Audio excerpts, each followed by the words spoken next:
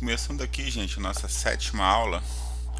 Hoje a gente vai ver a parte de especialização, chaves compostas e autorrelacionamento. De novo, né, mas aqui a gente está vendo mais uma questão da mecânica de como funciona o autorrelacionamento.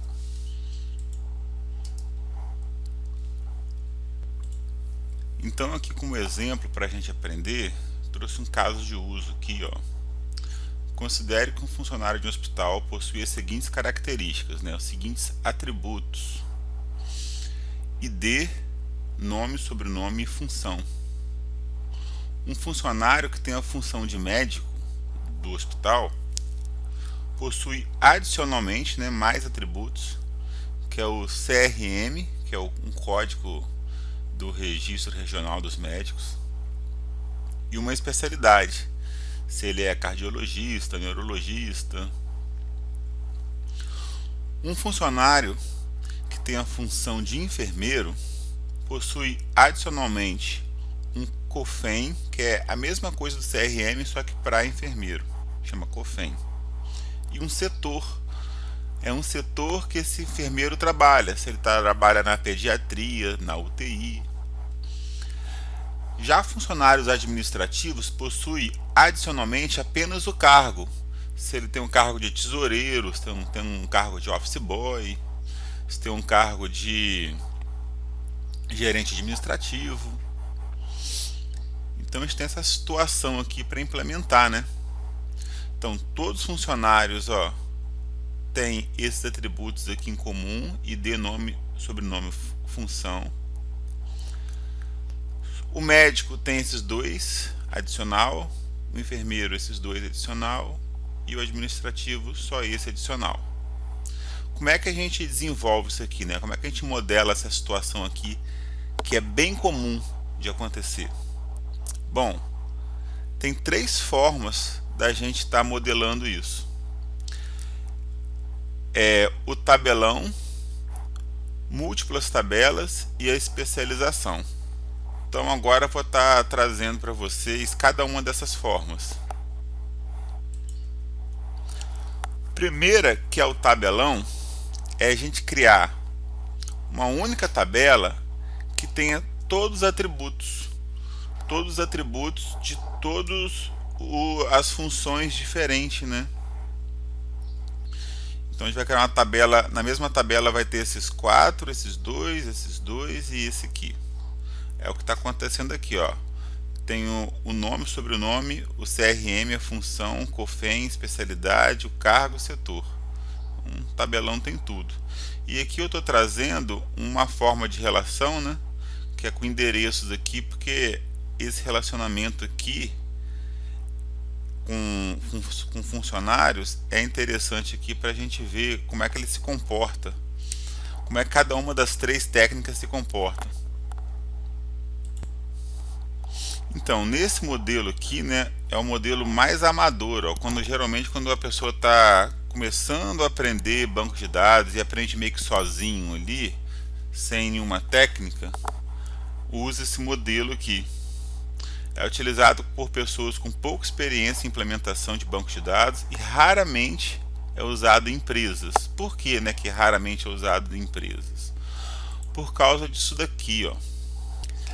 Essa é a pior solução entre as três e é fortemente não recomendada que use ela. Por quê? Porque essa solução vai acarretar em muitos campos nulos. E campo nulo consome espaço em disco. Então, se você tem um banco de dados muito grande, esses campos nulos aqui vai consumir muito espaço em disco, porque quando você tem uma tabela, se aqui eu estou alocando uma memória, mesmo que eu não use, ela está sendo alocada, ela está sendo consumida. Por isso que não é interessante a gente criar tabelas que vai ter muitos campos nulos, porque é um espaço desperdiçado, entenderam? Já que você não está usando, está sendo consumido desnecessariamente. Então aqui, olha, quando a função é enfermeiro, né, o CRM fica nulo porque ele não é médico, né? Então aqui fica nulo. O COFEN vai estar certinho, mas todos os outros cargos, aqui ó, a especialidade, cargo, ó, fica nulo também. só o setor que aqui está mostrando que esse enfermeiro trabalha na UTI. Então, quando a gente tem uma especialidade e atributos específicos de especialidades que você não é, esses atributos específicos ficam nulos.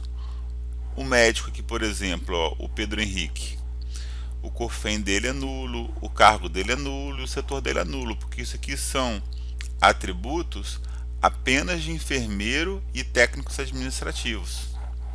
Então esse aqui, né, é o pior dos três cenários e que a gente não vai usar definitivamente.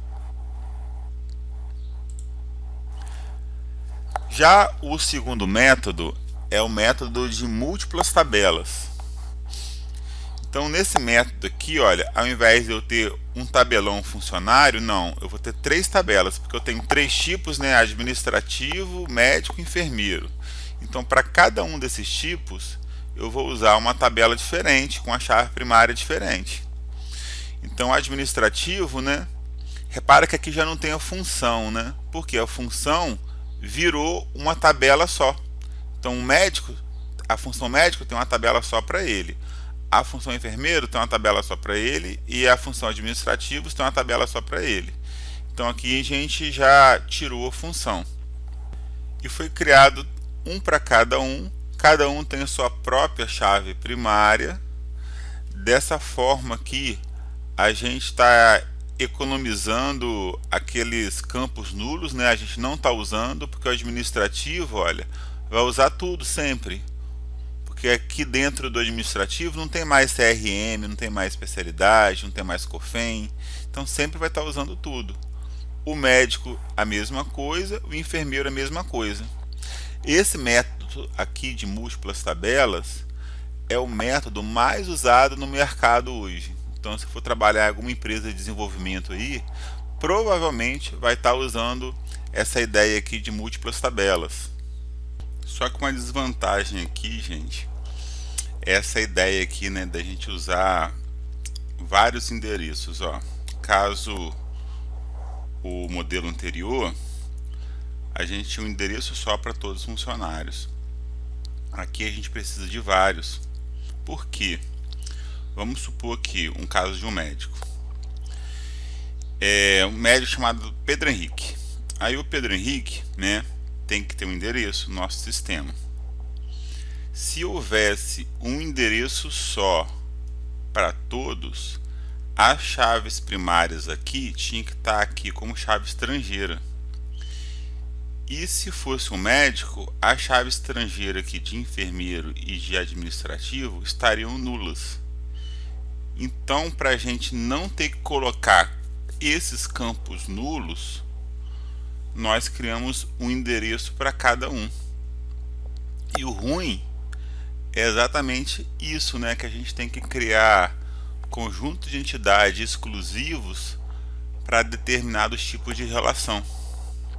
Quando não precisaria, teoricamente, né? Podia ser um endereço só para todo mundo. Então, o lado negativo dessas múltiplas tabelas aqui é isso, né? De certos conjuntos de entidade tem que ser duplicados para a gente conseguir satisfazer o modelo de múltiplas tabelas sem ter que criar campos nulos. Se este vídeo foi relevante para o seu aprendizado, considere de nos deixar um like e se quiser receber mais vídeos como este, se inscreva no canal e ligue o sininho de notificações. Obrigado.